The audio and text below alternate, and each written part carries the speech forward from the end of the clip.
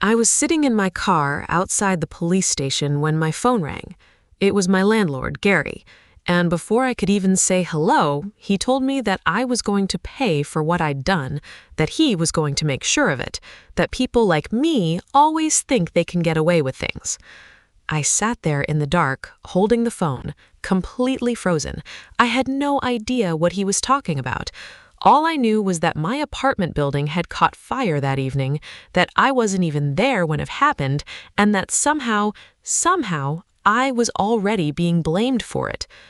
What Gary didn't know, what nobody knew at that point, not even the police, was that 3 weeks earlier I had installed a small hidden camera in my apartment.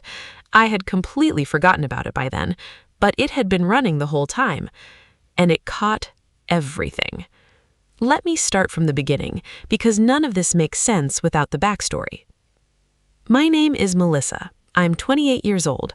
At the time this happened, I was renting a one-bedroom apartment in a complex just outside Columbus, Ohio. It wasn't a fancy place, it was affordable, it was close to my job at a medical billing office, and when I first moved in, it seemed totally fine. The landlord, Gary, was in his mid-50s, big guy, always wore the same green jacket.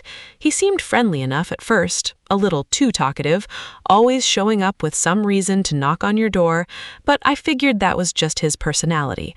I was new, I didn't want to make waves, I just kept my head down and paid my rent on time, every single month. The issue was never really Gary in the beginning. The issue was my next-door neighbor, a woman named Diane. Diane had lived in that complex for years. She knew everyone, she had this whole social thing going with the other tenants, little get-togethers in the courtyard, that kind of thing. And for whatever reason, from the moment I moved in, she did not like me. I don't know if I reminded her of someone or if she just didn't want a new person coming in and disrupting the little world she had built there, but she made her feelings pretty clear pretty fast. She would give me short answers when I said hi. She complained to Gary about my parking spot, even though I was parking exactly where I was supposed to park. Little things, constant little things. I tried to be nice. I brought her cookies at Christmas. She took them, smiled thin, and closed the door. That was that. About 4 months after I moved in, something happened that genuinely unsettled me. I came home from work one Tuesday, and I could tell someone had been in my apartment. Nothing was stolen, at least nothing I could immediately identify.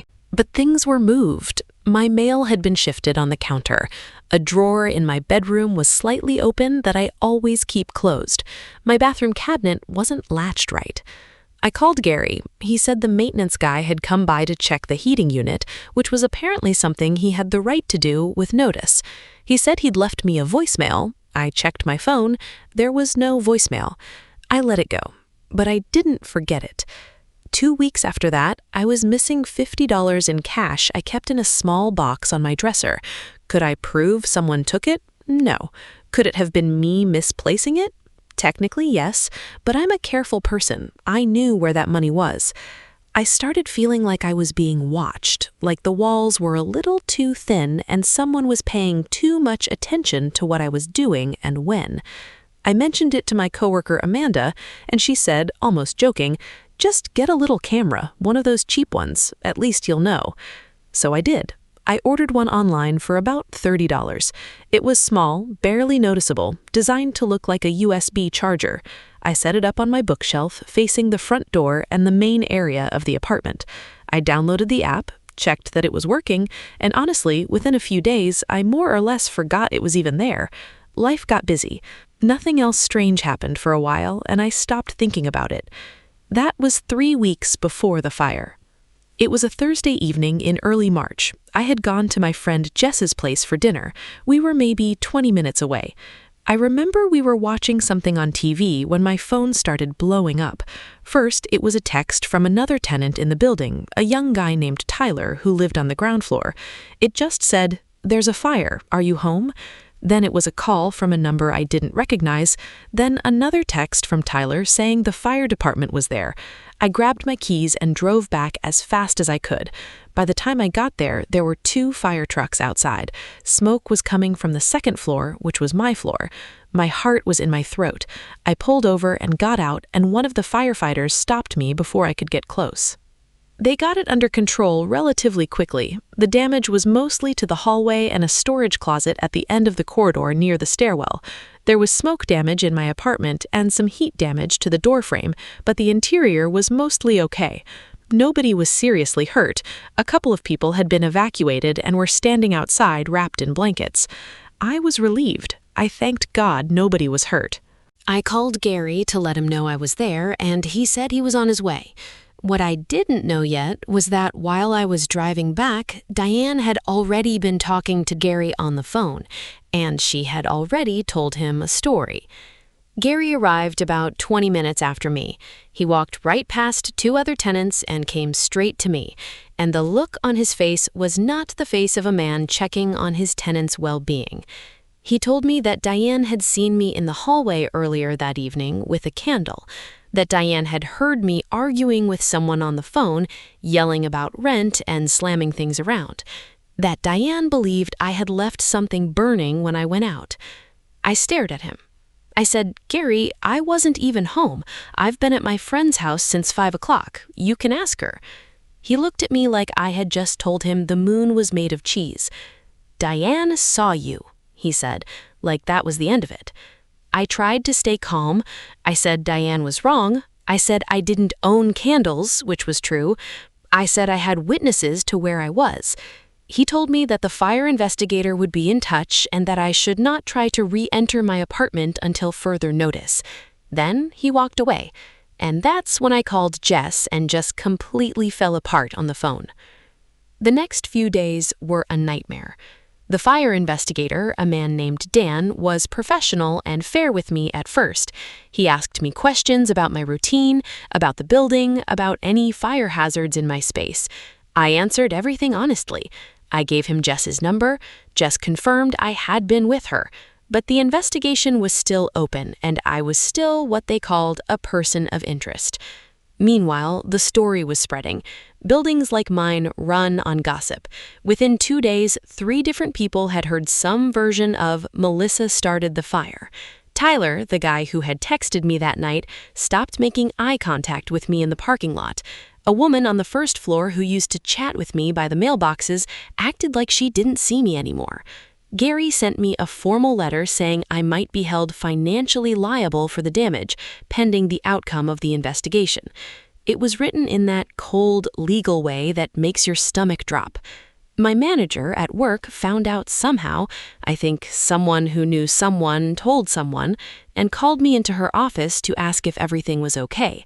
That was maybe the most humiliating moment of all of it, sitting there assuring my boss that I had not committed arson. I felt completely alone. I kept going over everything in my head, trying to figure out how this had spiraled so far. So fast. I had done nothing. I was not even there, and yet the weight of the accusation was pressing down on me like it was already a conviction. One night, I was sitting on the floor of the hotel room I had moved into temporarily because I couldn't stay in the apartment, and I genuinely thought about just saying, fine. Just agreeing to pay something, signing something, making it go away. I was exhausted. I was scared. I just wanted it to stop. And then I remembered the camera. I don't know why it took me that long. I think my brain was so overwhelmed that the memory had just been buried somewhere. But I suddenly sat up and thought, the camera, it's still in there. The footage saves to the cloud. I grabbed my phone and opened the app with shaking hands. It was all there. I started from the afternoon of the fire and worked backwards. For the first several minutes, it was nothing. My apartment, empty and quiet, exactly as I had left it before going to Jess's. And then, at 6:47 in the evening, the front door opened. I had not opened that door. I was across town eating pasta at Jess's kitchen table at 6:47. Diane walked into my apartment. She had a key. I didn't know she had a key. I still don't fully understand how she had a key. But there she was, clear as anything, walking into my living room like she lived there. She went to the kitchen, she opened drawers, she took something out, it looked like a dish towel, and she walked toward the hallway side of the apartment, toward the door that connected to the shared hallway storage area. She was in there for about 4 minutes. When she came back through my apartment, she wasn't carrying the towel anymore. She left. She pulled the door shut behind her. 11 minutes later, the fire started. I watched the footage 5 times. I sat on that hotel bed and I cried, and I watched it 5 more times. I wasn't sad. I wasn't even angry yet. I was just overwhelmed by the fact that I had proof, that I had actually, genuinely, by some miracle, remembered to set up a camera at exactly the right time. I called a lawyer the next morning, a woman named Patricia, who had been recommended to me by someone at work. I described what I had, and she told me to come in immediately and not to share the footage with anyone until we had spoken. Patricia watched the footage in her office, and I watched her watch it. She is a very composed person. She barely reacted, but when it ended, she looked at me and said, "This is going to be fine." We turned the footage over to the fire investigator, Dan, the following day. Patricia walked me through the meeting. Dan watched it twice in front of us. He didn't say much, but at the end he asked us to give him a few days. 3 days later, he called Patricia and told her that the evidence had significantly changed the direction of the investigation, that my cooperation and the footage were being taken very seriously. He didn't say what would happen to Diane, he just said that I was no longer considered a person of interest. I sat in Patricia's office and just breathed for about 30 seconds straight. What happened to Diane after that is a matter of record now, so I can talk about it. She was investigated for filing a false report and for the fire itself. She denied everything at first, but the footage was the footage. You can't argue with a timestamp. The investigation concluded that the fire had been started by materials left burning in that storage closet, the same storage closet Diane had walked into 11 minutes before the fire started. Gary was forced to retract his letter to me. His insurance company got involved, and things got complicated for him in ways that honestly are not my problem. I received written confirmation that I bore no responsibility for the fire or the damages. I did not owe anyone anything. Some people apologized. Tyler, the guy from the ground floor, texted me and said he was sorry for believing the worst. I appreciated that. It takes something to admit you were wrong. The woman from the mailboxes never said a word to me. I still see her sometimes. We do not speak. I moved out of that building at the end of my lease. I found a nicer place, better landlord, cheaper, actually. I am doing fine now, but I think about that night on the hotel room floor a lot. The night I almost gave up, almost signed something and paid something just to end the stress. If I had done that, Diane would have faced no consequences. The truth would have been buried, and I would have spent the rest of my life carrying around the weight of something I didn't do. What saved me was a $30 camera and the fact that my coworker made a half-joking suggestion a few weeks before everything fell apart. I'm not telling you this story for sympathy, although I appreciate it. I'm telling you because I know I am not the only person this has happened to. Someone in your life right now might be the kind of person who sees you as an easy target. Quiet, non-confrontational, someone who won't push back, someone who will just absorb whatever gets thrown at them. Document everything. Not because you're paranoid, not because you expect the worst from people, just because the truth deserves a witness. If I hadn't had that footage, it would have been my word against Diane's, and she had been living there for years. She knew Gary. She had relationships I didn't have. I was the outsider.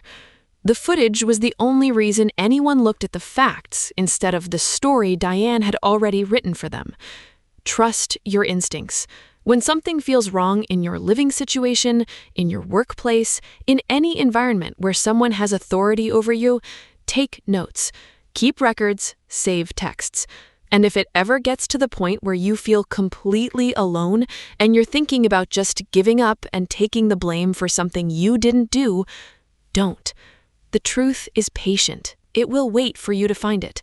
You just have to hold on long enough. If any of this sounds familiar to you, I'd really love to hear your story in the comments. I read all of them. You're not as alone as you feel right now. Thank you for watching.